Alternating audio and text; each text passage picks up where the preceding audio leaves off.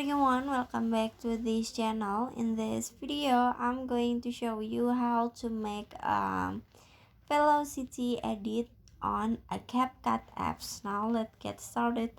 First, open your CapCut apps, and then in here you just click on the new project, and then add the video that you want to edit.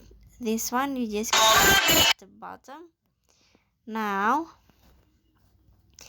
if you wanna make this video, if you wanna add the video with a sound with velocity edit, so you just click on the clip, and then after this in here you just click on the style at the bottom. This one you just click on it, and then in here you can swipe until you can see auto velocity. You can click on it, and after this you can waiting.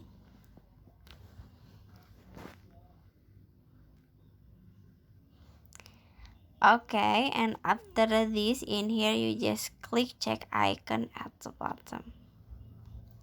Finish. So that's how to make auto velocity edit on a CapCut apps. I hope you found this video to be helpful. If you enjoy with the content, please consider like, comment, and subscribe down below. Bye bye.